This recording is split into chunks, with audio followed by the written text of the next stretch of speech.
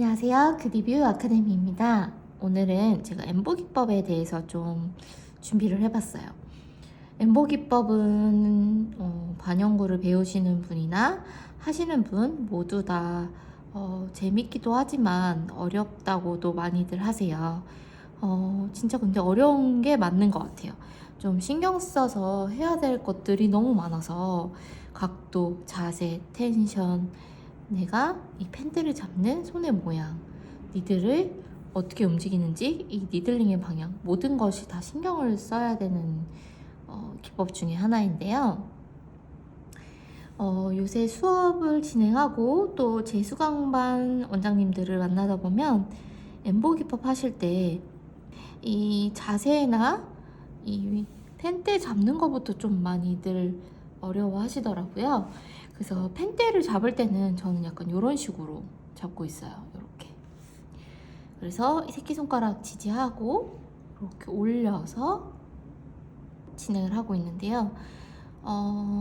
자세 같은 경우에도 내 팔과 내 팔꿈치를 모두 다 유연하게 움직일 수 있을 정도로 좀 공간을 넓게 활용하시면 어떨까 싶어요.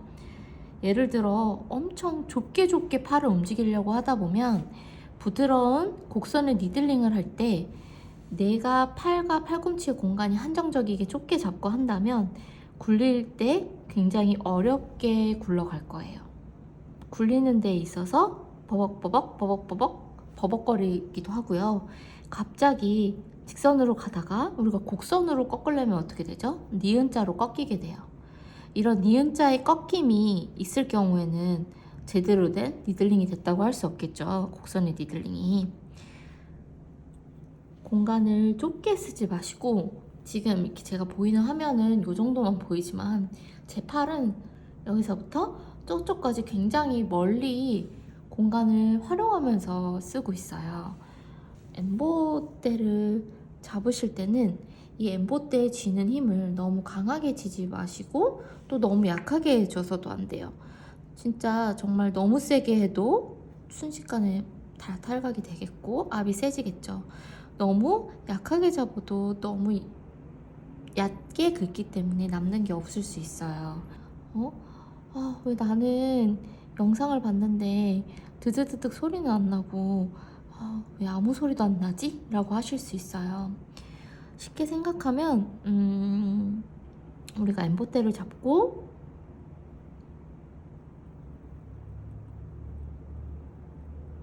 이렇게 선을 그을 때 소리는 드드드득 소리가 나겠죠? 정확한 깊이를 찾았다는 소리예요. 그리고 내가 마치 이 엠보대를 잡고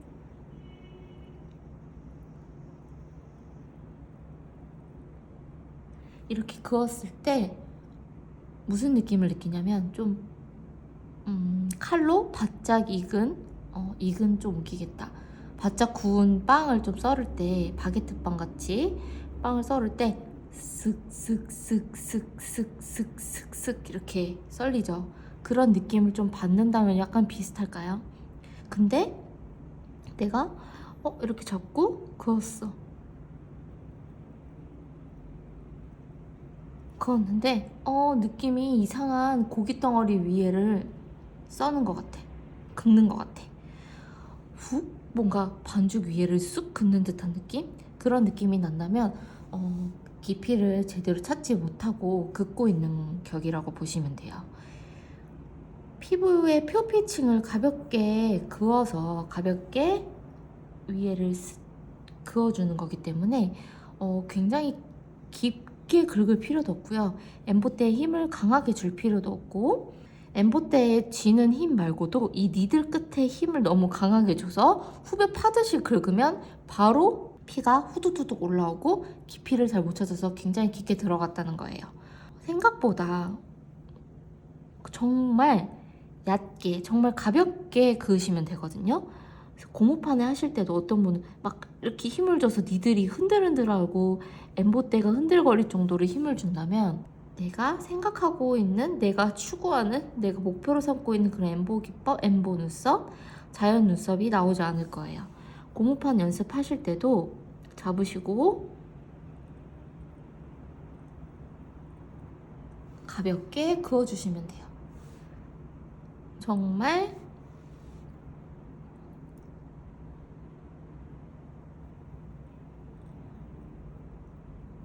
가볍게 쭉쭉 그어주시면 돼요. 이 깊이를 찾지 못한 채로 계속 이제 엠보 기법 시술을 하신다면 리터치 때 너무 본인에 대한 실망감도 느끼실 수 있고 시술에 대한 이런 자신감도 많이 떨어지시고 재미가 없어지실 수 있어요. 니들을 자주자주 갈아서 연습을 해서 센 니들에 적응을 하셔야지 짧고 낡은 좀 다른 니들에 적응을 하시면 오히려 새 니들을 꼈을 때 니들링이 안 되는 그런 부작용이 생길 수가 있어요. 잡으시고 가볍게 그어주시면 돼요. 힘을 전혀 들이지 않고도 그어질 수 있고요.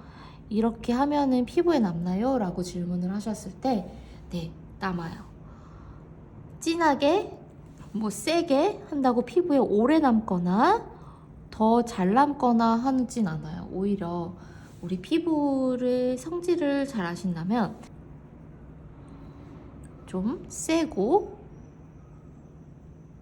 깊은 터치는 상처로 받아들일 수 있죠, 피부가. 그래서 상처가 돼버리고 우리가 엄청 오래 남기는 거를 목표로 삼지 않죠. 적정한 유지 기간을 통해서 서서히 사라지는 것을 목표로 삼기 때문에 그렇게 하기 위해서는 우리가 엠보 기법 할 때는 정말 가볍게 세지 않게 이거를 조금 생각해 주시면 될 것 같아요. 이 뒷선을 그을 때는 대부분 미세하게 곡선을 이루면서 떨어뜨리죠. 이런 식으로 미세한 곡선들이 필요해요. 근데 여기를 그냥 쭉쭉 그어버리면 여기가 예쁘게 표현이 되지 않아요. 우리가 디자인한 디자인 선들이 곱게 그게 그대로 표현이 돼야 되는데 일자로 해볼게요.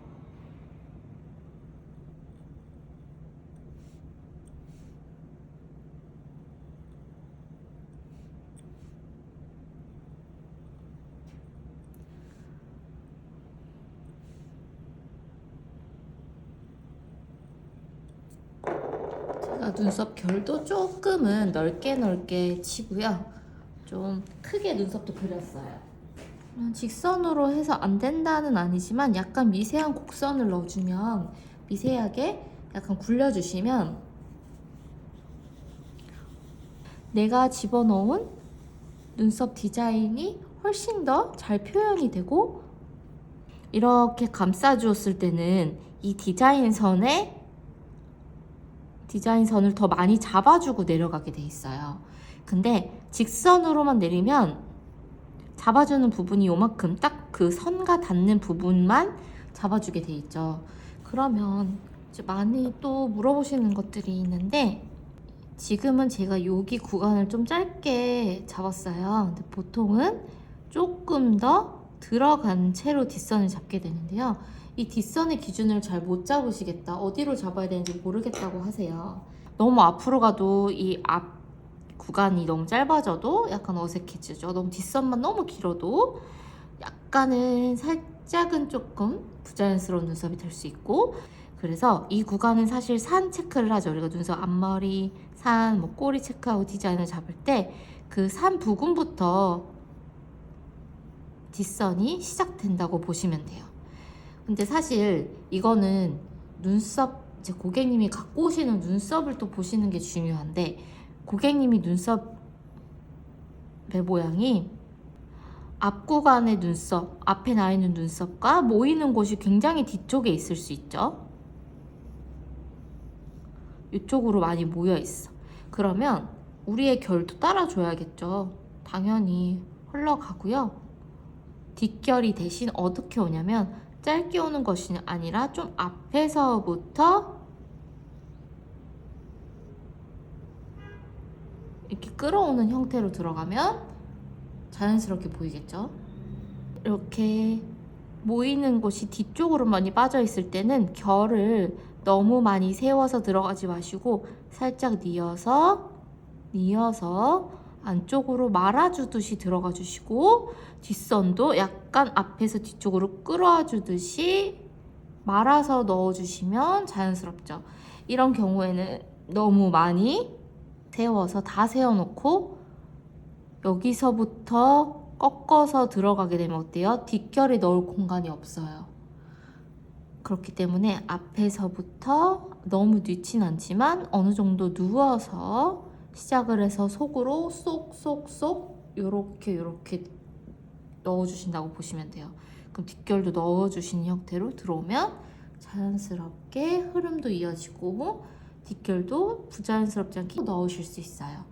그래서 모든 반영구의 기본은 고객님, 예를 들어 이제 모델분이나 고객님, 일단 내가 해드려야 할 그 눈썹의 상태를 정확하게 파악을 하는 게 가장 중요한 것 같아요.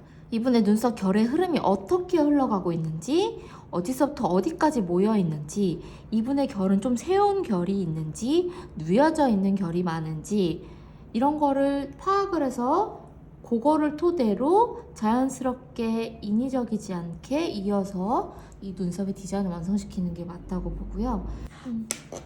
대부분 앞쪽의 결은 괜찮은데 이 뒤쪽 결을 하실 때 집중을 해서 끝까지 잘 맞춰야 되는데 이렇게 하시다가 갑자기 넓어지기도 하고 이 상태로 당황하니까 뭐 자꾸 넓어져. 그치? 이렇게 되는 경우 있으셨을 거예요. 그럴 경우에는 중간에다가 결을 넣어주세요. 끝에도 최대한 결에 간격 맞춰서 넣어주시면 결의 두께감이 좀 비슷하게 진행이 되실 거예요. 이렇게 해서 엠보 기법 할 때 좀 많이 우리 발리니 여러분들과 우리 수강생 여러분이 조금 잘 안 되시고 엠보 기법 때문에 많이 고민하고 계실 것 같아서 조금이나마 좀 도움이 될까 해서 준비한 영상이고요. 이 영상 후에는 제가 자연눈썹 시술하는 영상을 같이 보여드리도록 할게요. 오늘도 재밌게 잘 봐주셔서 감사합니다.